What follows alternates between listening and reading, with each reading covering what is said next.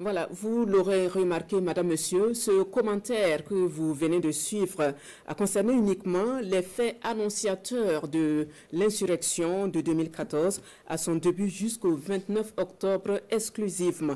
Notre rédaction vous propose demain un autre résumé, cette fois des grands faits qui ont marqué la journée du 30 octobre.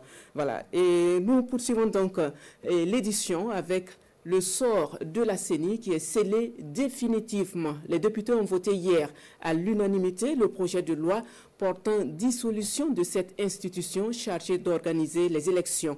Une dissolution qui répond à la volonté des autorités burkinabées engagées dans une dynamique de réduction des charges de fonctionnement de l'État, mais pas que. Nous parlons donc à nouveau de cette actualité en faisant un détour dans le passé de la création de la CENI jusqu'à sa dissolution ce 28 octobre 2025. C'est avec Janine Kambiré.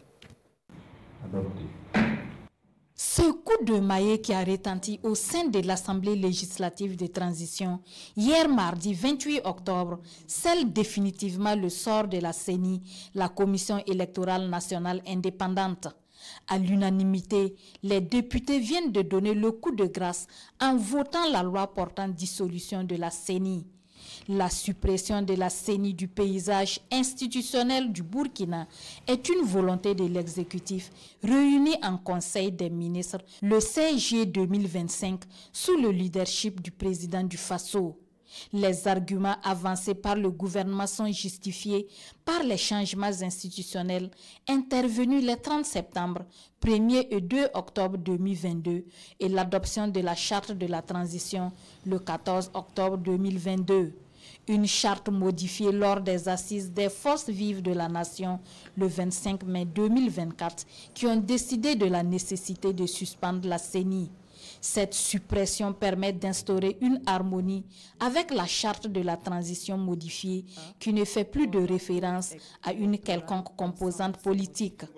La dissolution de l'instance chargée de l'organisation des élections présente également de nombreux avantages, notamment la réduction des charges de fonctionnement de l'État, la professionnalisation des acteurs chargés de l'organisation et de la gestion des élections afin de renforcer leur crédibilité et d'asseoir un réel contrôle souverain des processus électoraux. Mais pour l'histoire, la première commission électorale mise sur pied au Burkina est la Commission nationale d'organisation du référendum constitutionnel. Créée en mars 1991, cette commission, placée sous l'autorité directe du ministre chargé de l'administration territoriale, a eu pour mission l'organisation du référendum portant adoption de la Constitution de juin 1991. Après l'adoption de la Constitution de 1991, l'État burkinabé crée en octobre de la même année la Commission nationale d'organisation des élections CNOE.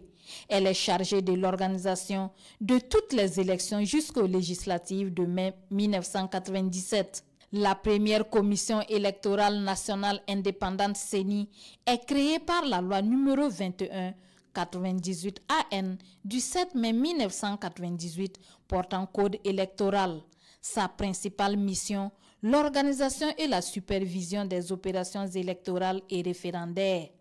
Mais cette nouvelle structure ne fait pas l'unanimité dans toute la classe politique, une frange ayant continué à réclamer une CENI véritablement indépendante. C'est ainsi que dans le cadre des réformes politiques et institutionnelles entreprises en 2001, le code électoral fait l'objet d'une relecture intégrale et consensuelle.